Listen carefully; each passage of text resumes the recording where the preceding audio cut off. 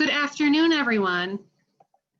Thank you so much for coming to today's session on formative supervision for supported employment supervisors. My name is Amy Banco, and I am a faculty member within the Rutgers University's Integrated Employment Institute.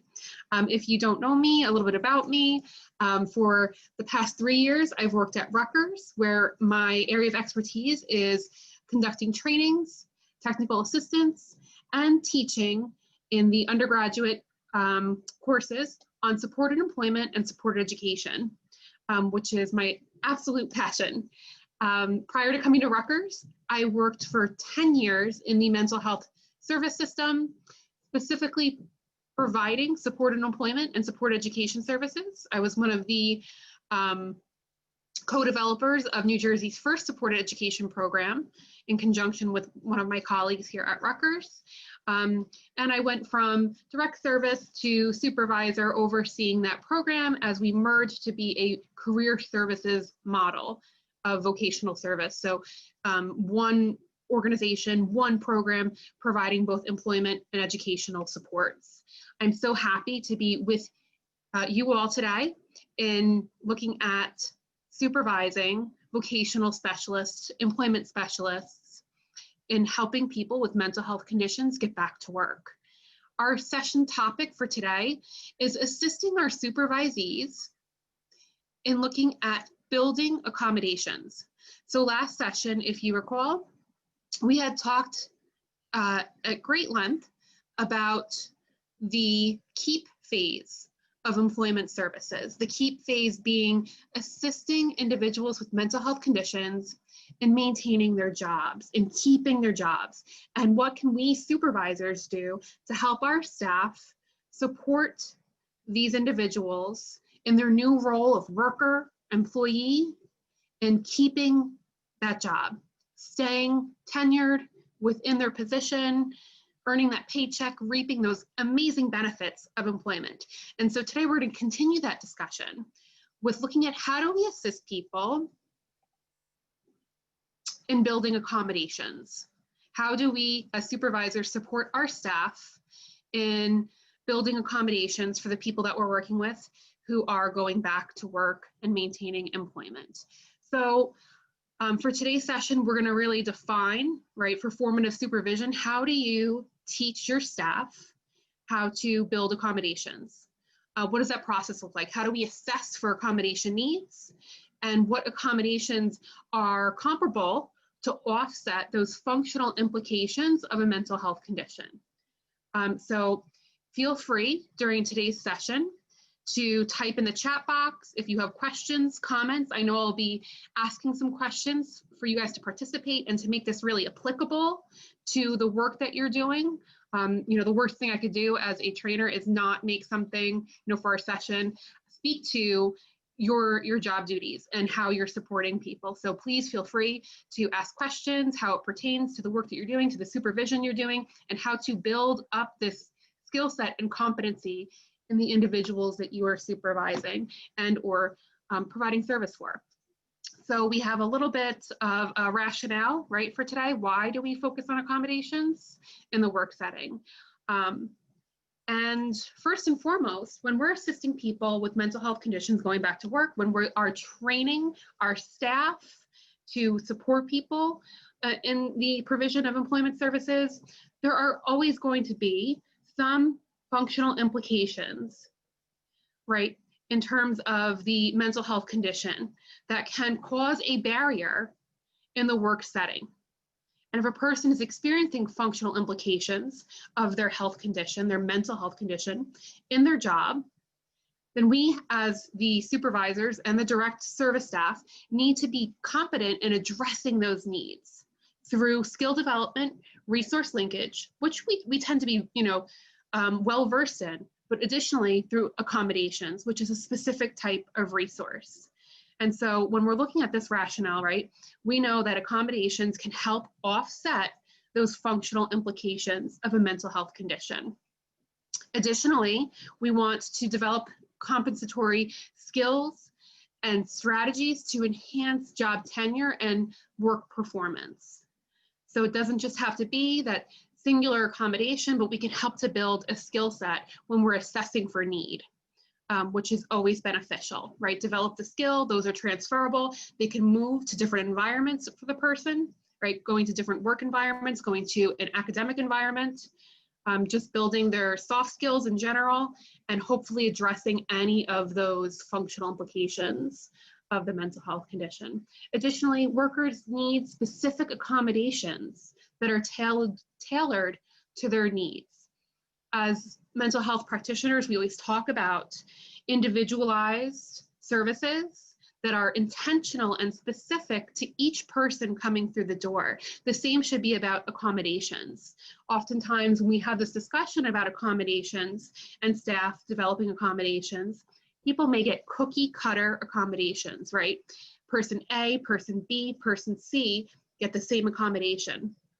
Well, hopefully after today's session, with some of the review that we're going to be providing, as well as a tailored assessment to look at accommodations, you can support your staff in moving towards intentional accommodation development that is tailored to the person's specific needs and their specific set of functional implications, right? If person A and person B both have depression, let's say, it affects them differently, right? Their symptoms may be very different, and so accommodations may look different. And lastly, when we look at the rationale for accommodations, practitioners need to be trained in how to spot a functional implication of a mental health condition and to know how do you match the accommodation to the appropriate need. And so hopefully, right, we're going to be doing a little bit of this today. After today's session, 60 minutes, we're not going to be experts, but hopefully you'll have a better understanding in how to train your staff to do so, right? That formative supervision. So this is where I'm going to ask you guys to pop on your chat box so we can have a little bit of a knowledge check. And I'd like to ask you guys specifically the following questions. 1, who decides accommodations? And 2, what does HR, human resources, know about accommodations for workers with mental health conditions? And 3, what typical accommodations are granted to employees or workers with mental health conditions? You don't have to answer them all.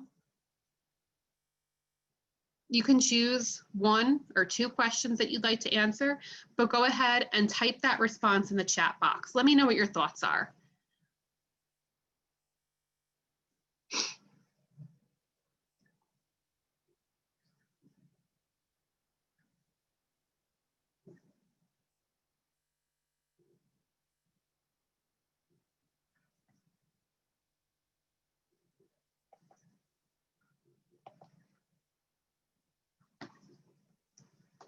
From Don Benson, we have 1, the employer decides on accommodations. Dawn Miller, we have typical accommodations are flexible breaks. Yeah. Kira, employment consultants should decide accommodations. From Rebecca, we have the client. So I'm guessing that, Rebecca, you're answering that the client decides the accommodations. From Judith, we have the client and staff member work together on accommodations. Client and medical decide on accommodations. From Monica, we have hopefully the client and doctor decide on accommodations. Some accommodations could be more time with tasks, quiet areas to work, etc. Okay, yeah, so we have some good information coming across the chat box where you guys are identifying that the process, right, of deciding accommodations might be collaborative.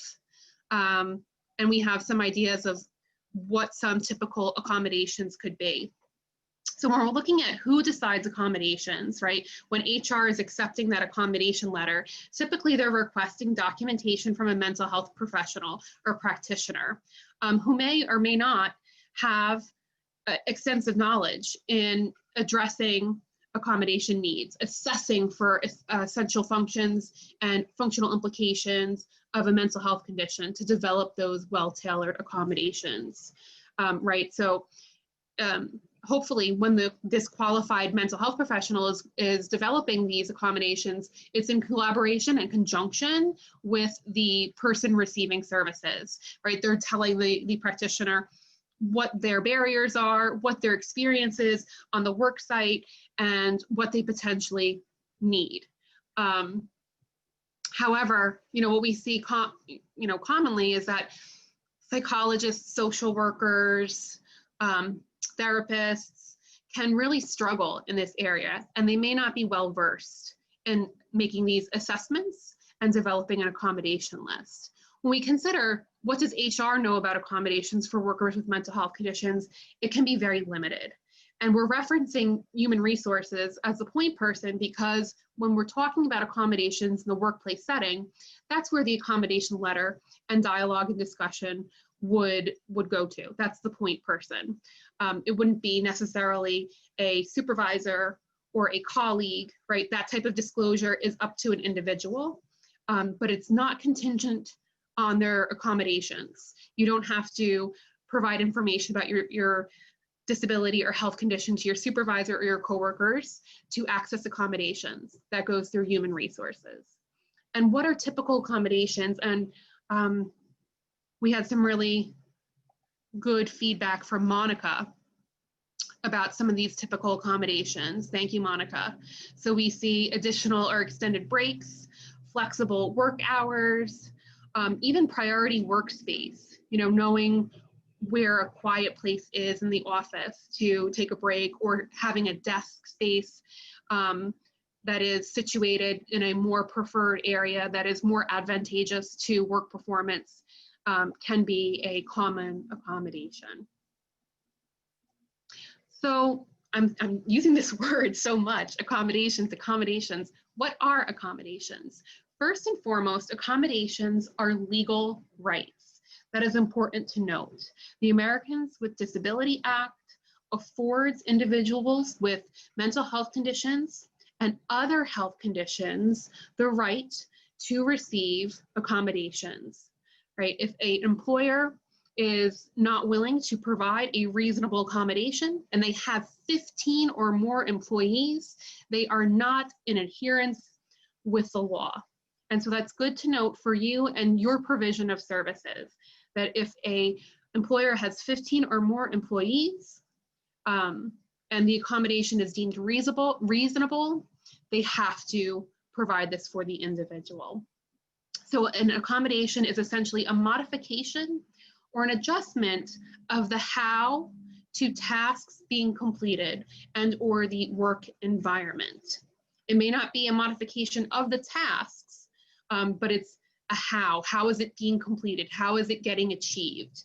That can be adjusted, modified, edited to allow for that variance in those functional implications, right?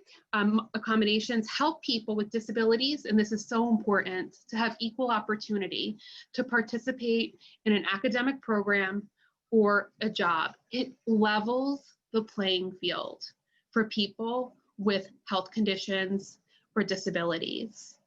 And accommodation can be provided even before the job starts with the application process, right? People can get an accommodation to make sure they have equal opportunity in even applying to a position. So that may look like, for an accommodation for a job application, being able to submit a paper application instead of an electronic application.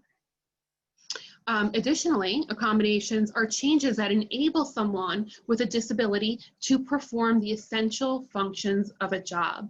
And we're going to get into what that means in just a second. But it allows them to perform all the required tasks of their specific job. Accommodations also changes that enable a worker with a disability to enjoy equal benefits and privileges. So not just an accommodation allows for a person to do their job, but also to enjoy those equal benefits and privileges afforded to all of the fellow workers, colleagues, and such. Additionally, accommodations should be determined by looking at how symptoms interfere with performing the critical skills needed in the environment, right? Those essential functions. So I'm sure you're saying, Amy, what are essential functions? So essential functions are the duties and tasks that are required to be completed for a specific job. And these essential functions are core to the position. They're the reason that the position exists, and they cannot be modified. And where can these be found? Basically in the job description. If you ever looked at a job description, and I'm sure you all have, in the provision of your vocational services and supervising SE staff or vocational specialists, you are looking at job descriptions frequently, or ads, wanted ads, right? Looking at whether it's an online website that is posting positions, or the good old newspaper back in the day, right? You're going to see specific requirements for that position, the deliverables, the tasks that have to get done, that person's responsible for. And those are the essential functions of the job. I always use an example to try and drive the point home. So let's say that me, Amy Banco, is working as a vocational specialist in Washington, and a person that I'm working with is in a secretarial position. And they were asked to, let's say, in addition to their job duties as in the secretarial position, they were asked while someone was on leave to take the mail and bring it to a different spot within the building, right? Doing some inter-office mail delivery. And for that person, let's say they have PTSD, and where they're going in the building is very triggering for them for their PTSD. There is something that is specifically interfering with them and their health when they pass through this certain area with their PTSD. And they ask for the accommodation to not deliver this inter-office mail, right? They don't have to go to this position in the building ever. This is not a part of their job duties, right? To ask for that accommodation of not delivering the mail would be approved because this is not a core component of their job, delivering the mail. This is an additional duty that was being added to their plate, right? That is someone else's duty. So that accommodation is reasonable, it would be approved. But let's say that I'm working with another person. This person has, let's say, schizophrenia, and they are on a medication that makes them very sensitive to sunlight, right? So they get burned easily, they get rashes, hives when in the sunlight due to this side effect of their medication. And they apply to a position as a postal worker. And they are asking an accommodation to not deliver the mail on a sunny day, right? So if that person were to ask for that accommodation, that same accommodation of not delivering mail, that would essentially compromise that essential function piece of their job. The core reason they were hired is to deliver mail, right? They wouldn't be able to receive that accommodation, right? So we have to be very mindful when we are developing these skill sets and competencies, right? That we're looking at what are the essential functions of the job, and is the accommodation going to an attempt to modify the essential function, right? That can't be edited, modified, changed. The how we perform it can be, right? Additionally, when we look at essential functions, the ADA does not relieve an employee from an obligation to perform the essential functions, right? You can't be excused of those essential functions. And when we look at essential functions, again, the ADA is intended to enable people with a disability to compete in the workplace, right? To even that playing field so that they can perform their job duties successfully with the same performance standards and requirements that employers expect of a person who do not have a disability. So driving home that the what cannot be modified, but accommodations can modify the how it's being completed. Right, so that's one component of looking at accommodations, is knowing what the essential functions are, looking at a person's job description and seeing what do you do? What are your core requirements? The other component or ingredient of developing accommodations is the employment implication. The employment implication of a mental health condition really is how that symptom affects the worker. right? So we want to look at how the mental health condition, how the symptoms are impacting that person, that worker in the work setting, right? When they're on the job site, outside of the work setting, that could also be a possibility if the person's required to go off-site. Maybe they travel for their job, or they are, en route to various locations for various work functions they have to travel. So what does that look like? Additionally, in completing the tasks of the job. And when we look at the employment implications, right, how that mental health condition impacts the various aspects of the job, it can vary by environment, right? So if a person is working outside, they might need different accommodations than if they were working inside. It can vary by job description, right? If you're changing the deliverables, the tasks, and the essential functions of the job, then the accommodations would look different. And they can vary by the nature of the condition.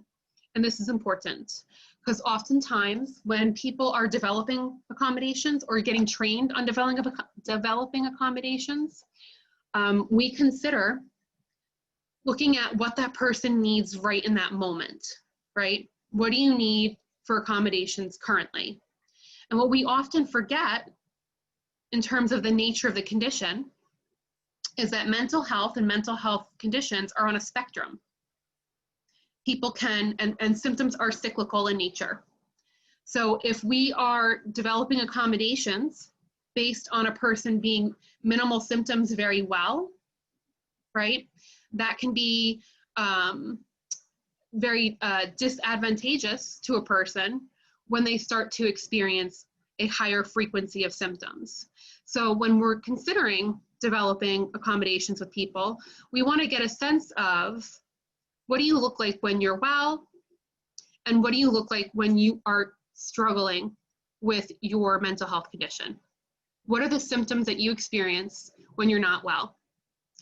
Right, so we can tailor these accommodations to the full spectrum of your health condition.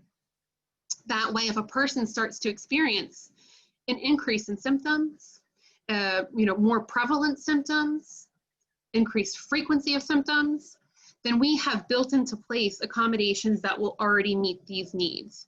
This was pulled from the Mental Health Association. It's called Before Stage 4. I really like this chart because it really drives home that symptoms can vary and there's a lot of fluidity to it. And so we want to be mindful of how are we developing accommodations based on a person being in stage 3 or stage 4. So how do we assess the employment implications of mental health symptoms? What does that look like? Well, we really want to see what's going on a day-to-day basis, right? How are you functioning on the job site? How is your functioning on the job site impacted by the presence of a mental health condition? And that varies by diagnoses, that varies by symptoms, right? And that's going to look very different person to person. Again, a person who is experiencing depression is going to have symptoms X, Y, and Z, right? Person A. Person B experiencing depression may have symptoms A, B, and C. So the point is, you don't want to just identify or have your staff identify the nature of the condition and assume you know what accommodations can be helpful. We have to take it a step further. I kind of liken it to peeling back the layers, right? We are of an onion. We're peeling those layers back to find out some more pertinent information, right? Your diagnosis, next layer, your symptoms, next layer, how do those symptoms impact you and your daily functioning in the work environment? And what barriers does it cause?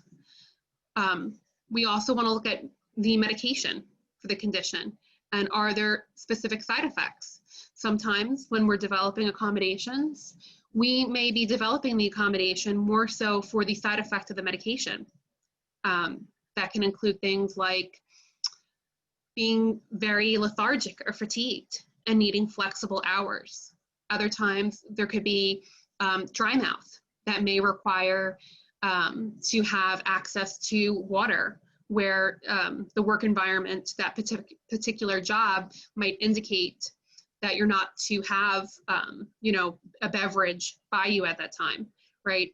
So you have to be mindful of what are the treatments and medications that a person is taking, and if there are additional side effects that could require an accommodation. Additionally, we want to look at how do these limitations affect the worker's ability to perform in the employment environment. So I'd like to stop right here for a second and ask everyone to open their chat box and just let us know, let your colleagues know, how are you guys currently training people to get some of this core information? What are you currently doing? What does practice look like now? Please share with us what your site looks like. How are you looking at the daily functioning of workers and the presence of the mental health condition? How are you looking at barriers that mental health conditions may cause on the job site?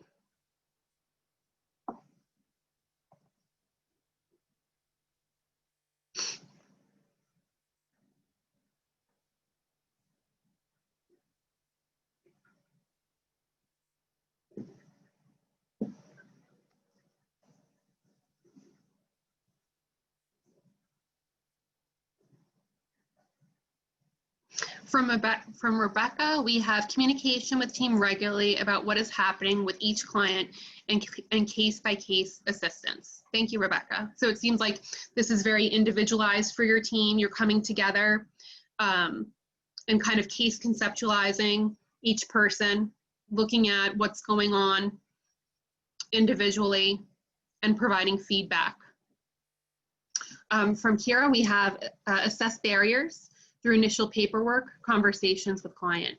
Okay, so it sounds like, Kira, for you guys, there may be some intake paperwork, additional follow-up dialogue where you are referring back to this paperwork, looking at, you know, maybe accommodations, barriers. Thank you, Kira.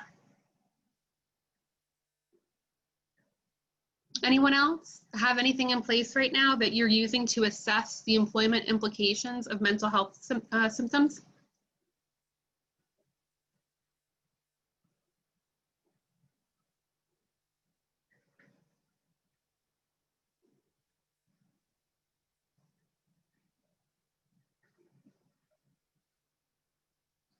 From Monica S., review recent mental health notes. Okay, so going back to paperwork, looking at, you know, what is in the chart. That is a great way to, you know, find some information about the person and you know, what's it looked like for them historically, what's been done, what's worked well, what hasn't worked well.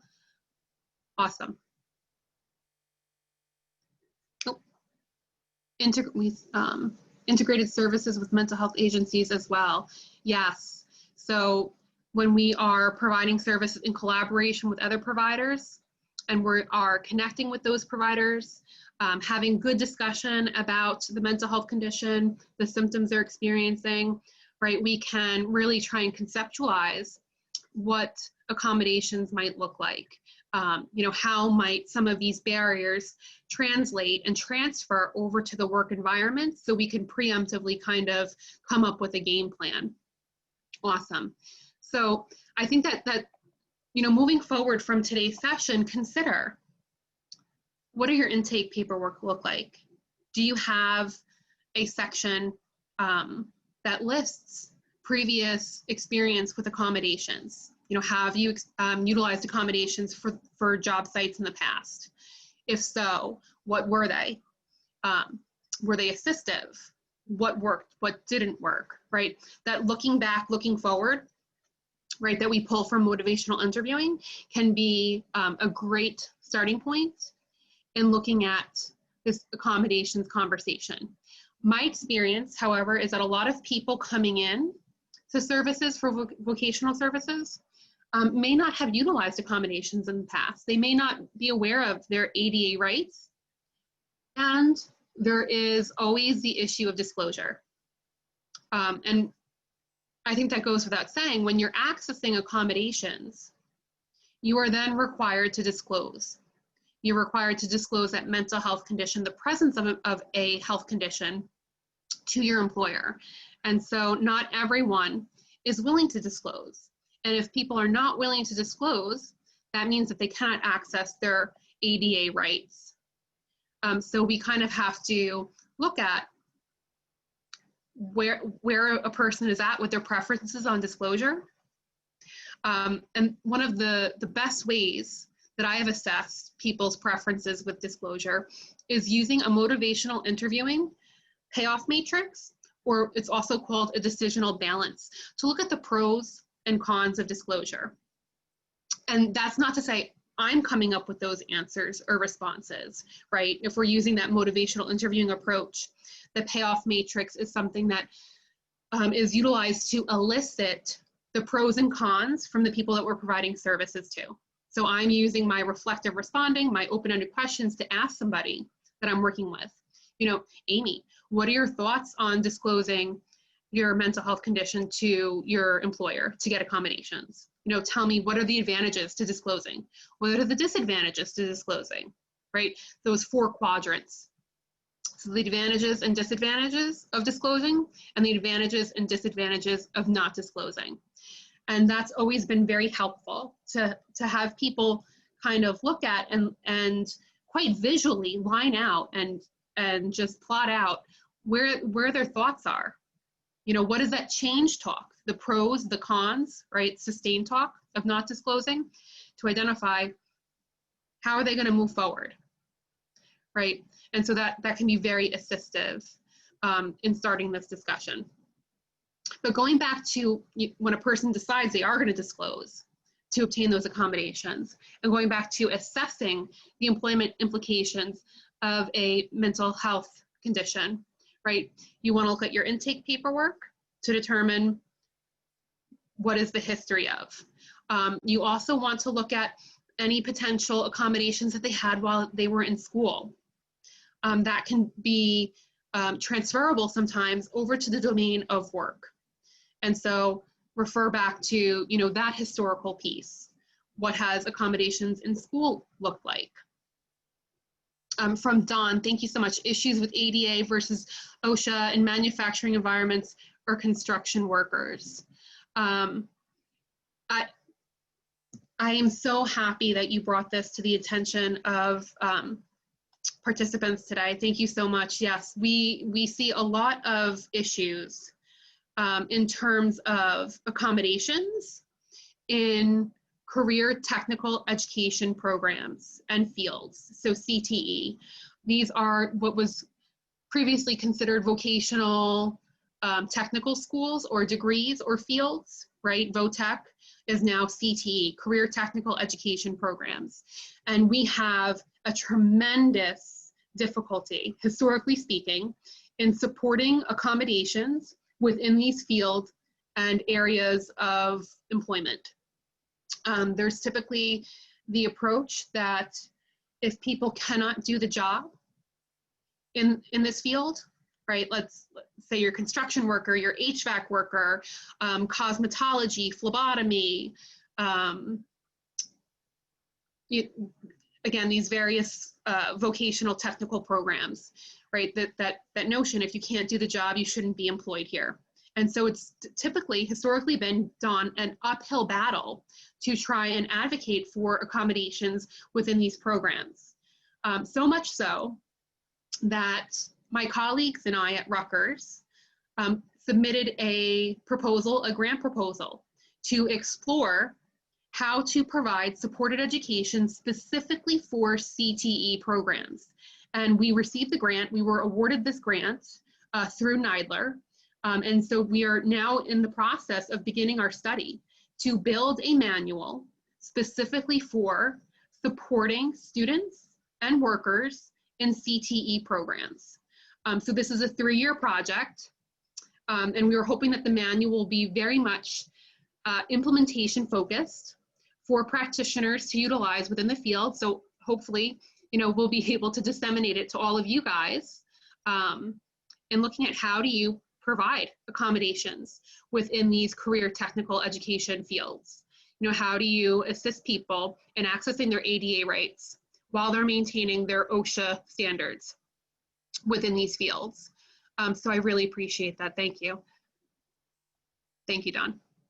But going back to assessing the employment implications of a mental health condition, it can be challenging. If people have very limited work experience, they might not have a lot of information to share with you in terms of how their mental health condition impacts their ability to work.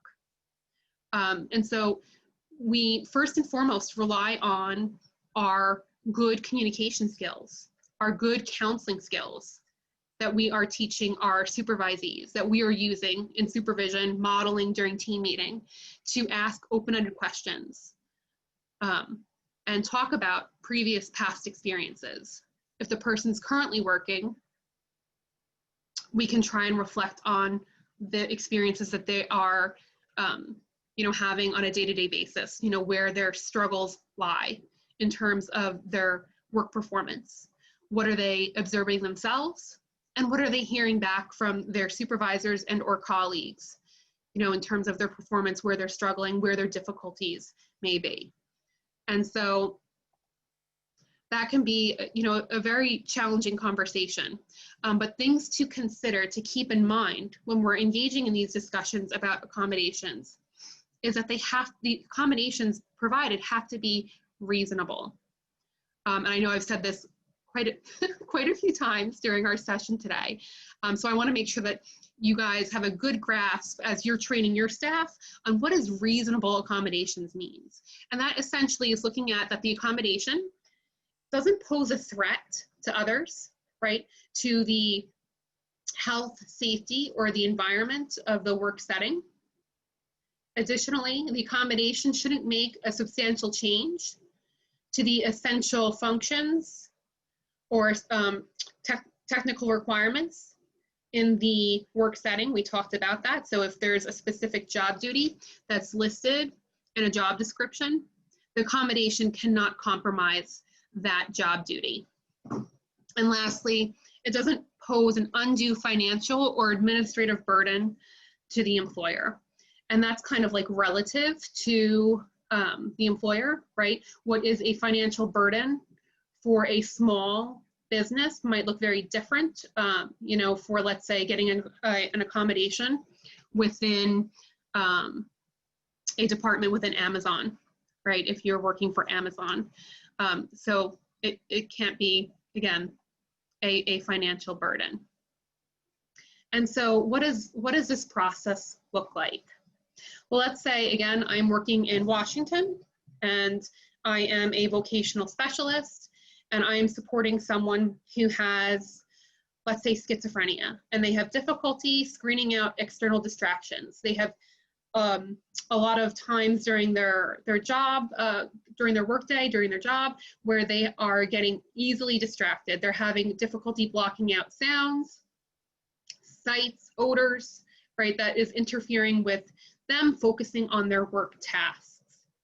And so that's the functional implication, right? Diagnosis is schizophrenia. The symptom is that cognitive impairment with schizophrenia, and the functional implication, the nitty gritty, the granular detail of what does this mean in the work setting, is screening out the external distractions, right? So we are taking this broad umbrella diagnosis and going down to a specific symptom and then going down to a specific functional implication, right? We are kind of like whittling our way down to a specific detail of that symptom and how it translates to the work environment and the barriers that it causes. So that might look like the worker not being able to concentrate during a team meeting while sitting near a window overlooking a park, right? They keep getting distracted by movement in the park, by the sounds in the park, or maybe a worker not being able to focus on the reports that they're doing if their desk is in a high traffic area, right? They're seeing from their peripheral a lot of movement coming, going, and that is, again, an easy distraction for them. Additionally, a barrier could be when a coworker is interrupting a worker as they're entering data, right? If people are continually coming in and speaking to this person, asking questions, so on and so forth. That could be a specific barrier in looking at this functional implication. And I'm sure as I'm going over these examples, there are people coming to mind that you may be working with that experience similar things. There could be supervisees that you are overseeing clinically that are reporting these barriers that the people they're supporting are experiencing. And I'm sure you're even starting to think about, well, Amy, what could we do in terms of an accommodation to offset these barriers, to offset that functional implication of screening out that external distraction? And so how can we have this conversation in a more organized fashion? And this is the assessment that I'm recommending. Everyone will receive a blank Word doc copy of this tool, and this is extremely assistive in doing the review that I just went over in relation to the mental health condition, the symptoms, the functional implication, followed up with the possible accommodation. This worksheet is very targeted to look at like I said, the nitty-gritty of what's going on with that particular symptom, how does it translate into performance on the job, and what are the accommodations potentially available that can be supportive. I'm sorry, I'm just going to open the chat box because I see there is a comment.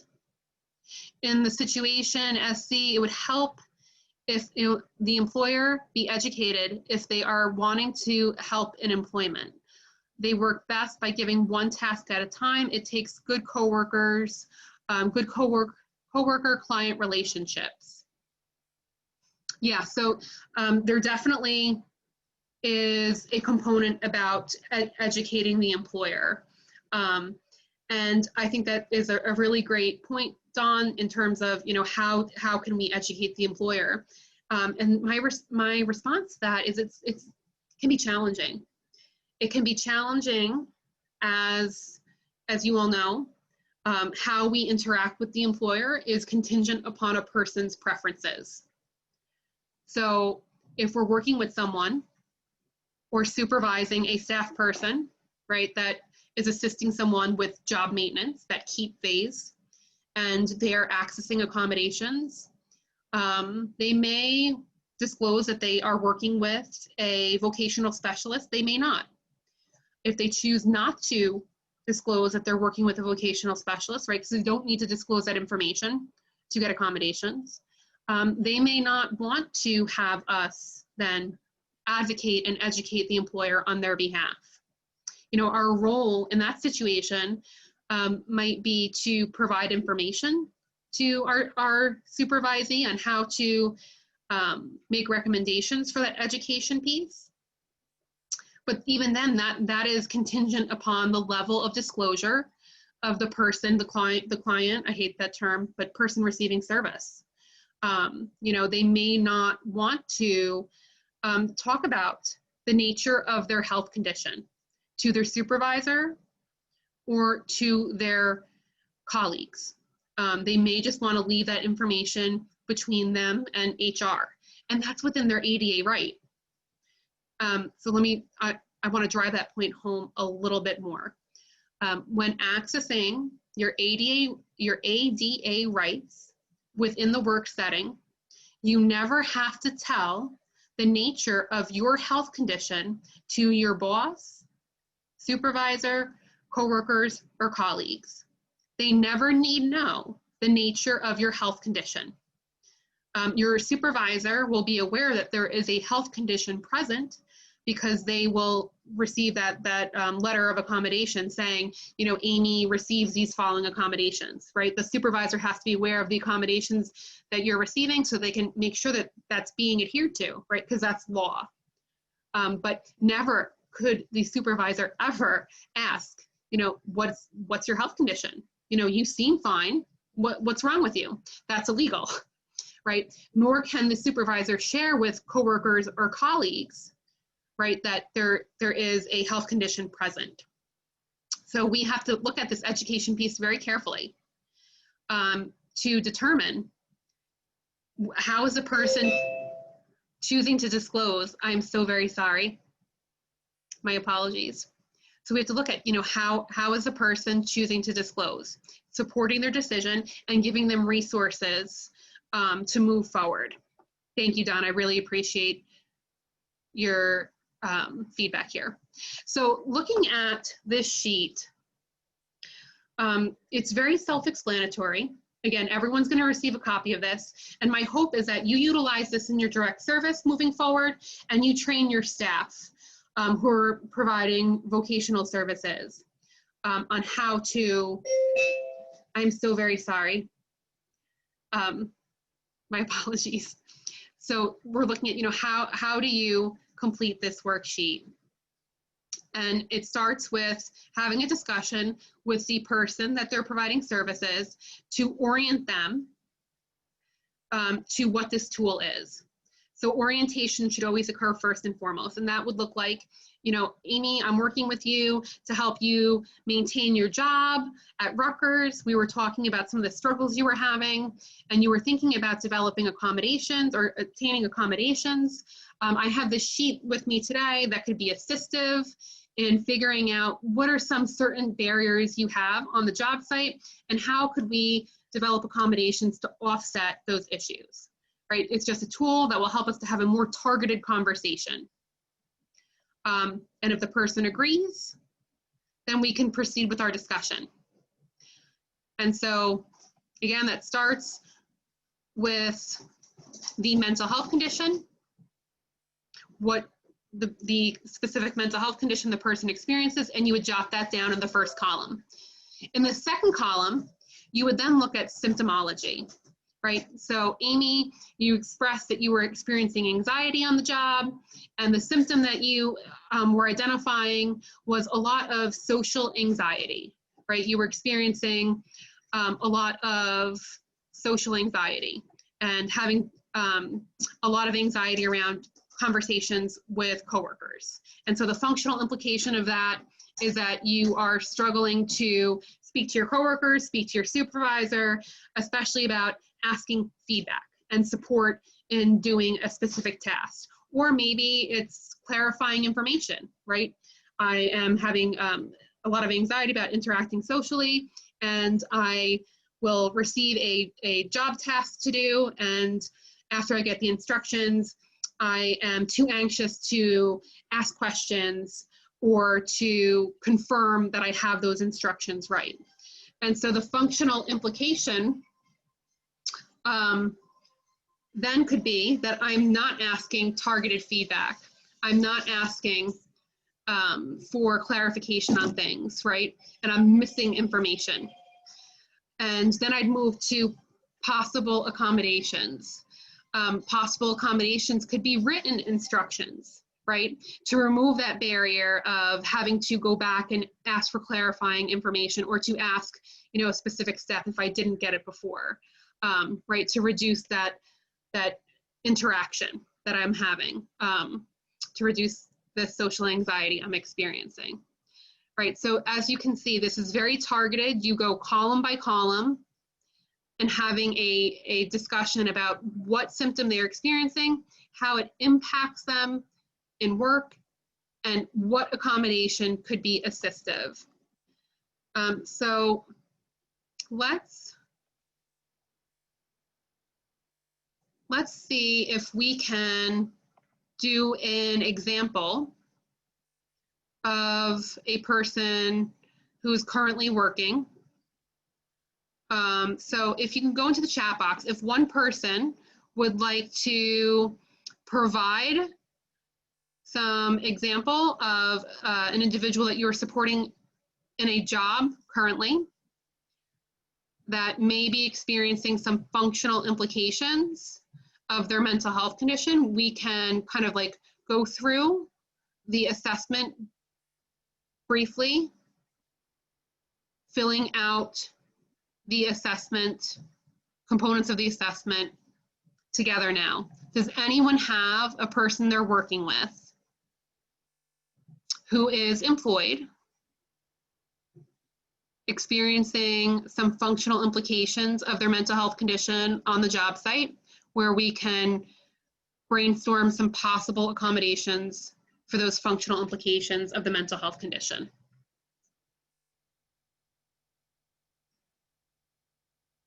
We can also, if you'd like, you can unmute yourself. It would take, I think, a little bit of time to type that out. So if you can unmute yourself and share, and we can crosswalk one example right now of what this would look like.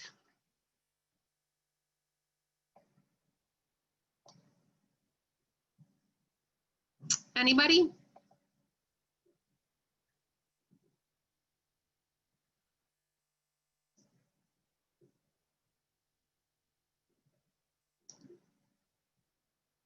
Don't be shy. You can just chime in the chat box or unmute yourself. And we can just walk through an example real quick.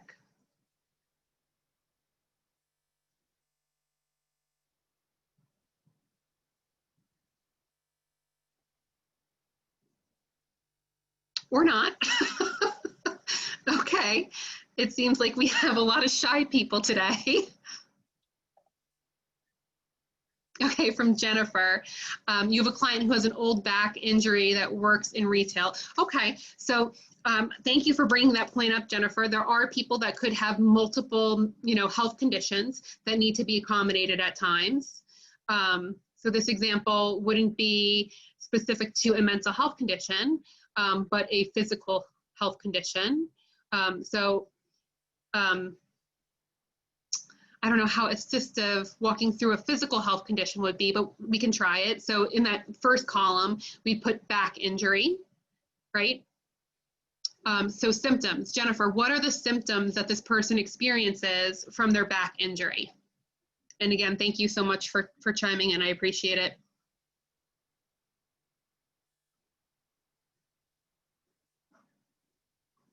Okay, so the symptoms is back pain. Thank you. And the job that they are currently working at, pain when sitting, pain when lifting. So how does that impact their current job? When they're at work and they have this back injury and they're experiencing this pain, what are the specifics in how this impacts them at work? Does it impact how long they can sit? Does it impact how much they can lift? What are the specifics you're seeing?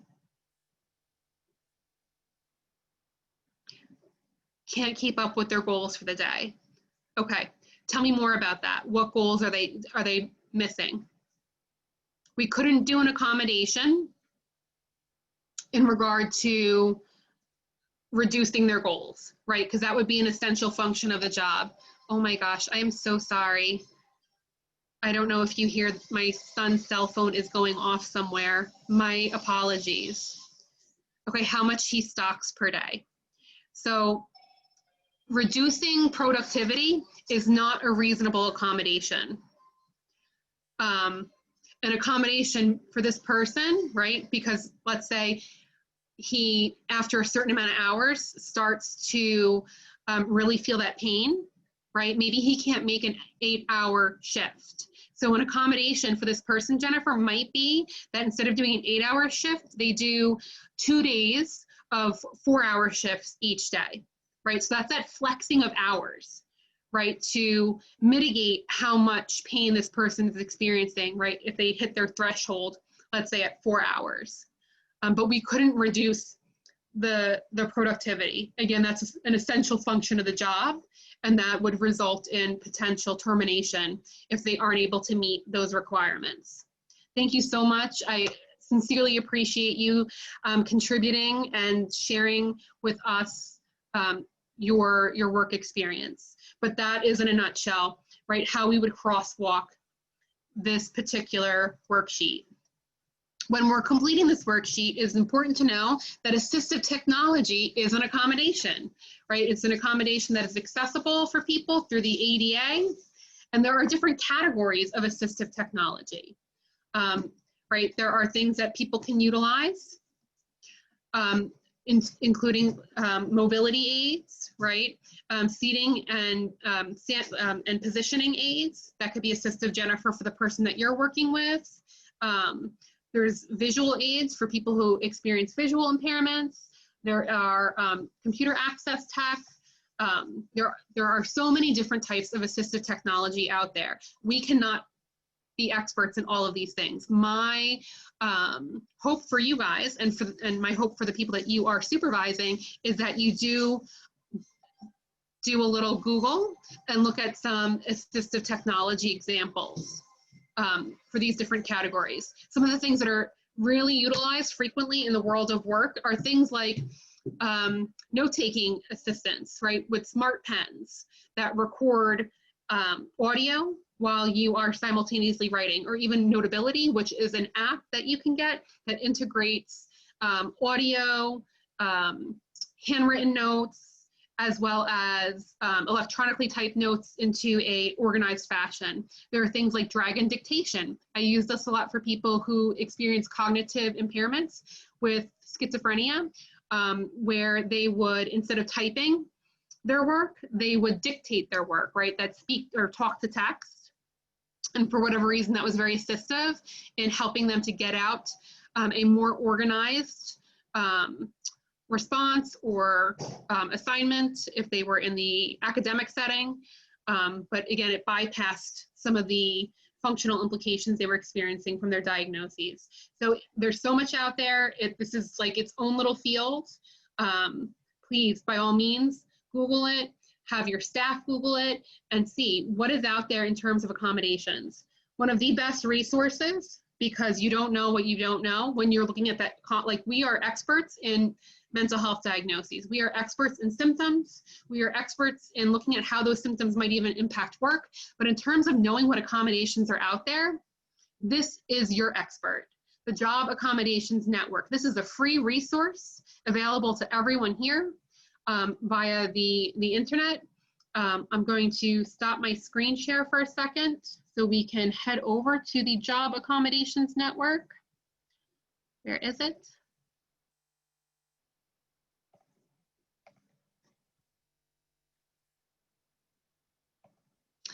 And this is super assistive in looking at what accommodations are available. They specialize in accommodating all health conditions, but have specific tabs and portions of their website dedicated specifically to mental health. The great thing about the Job Accommodations Network is that you can see core accommodations, key questions to consider when looking at accommodating mental health conditions, sections in regard to accommodations by limitation or related work function.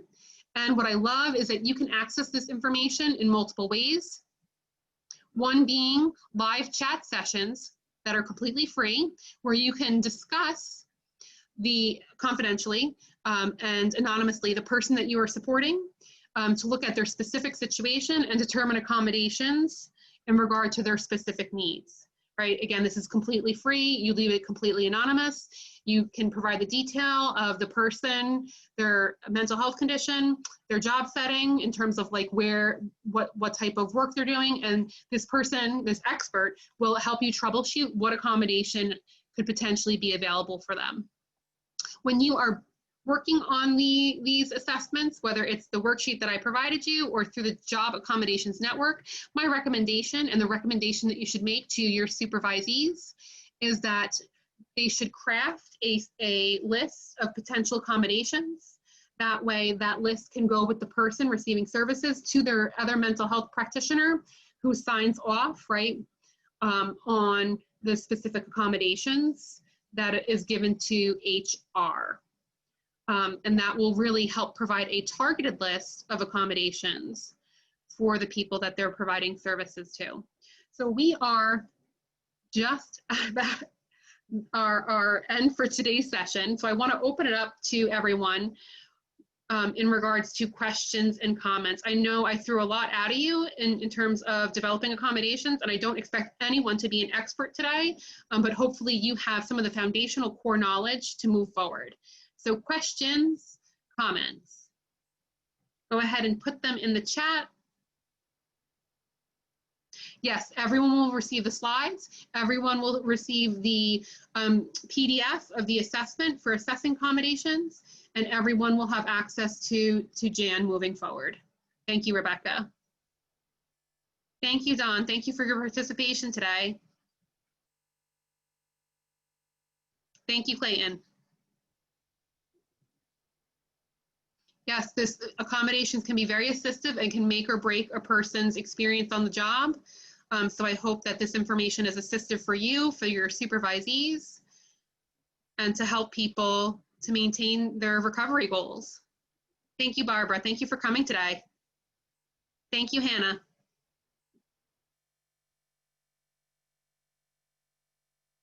Any questions? I'm going to shut it down at 6:01. So please, if you have any questions, feel free to enter it in the chat. If you want to email me, feel free to do so, but you will get all of the resources from today's session from the Washington State supervisors.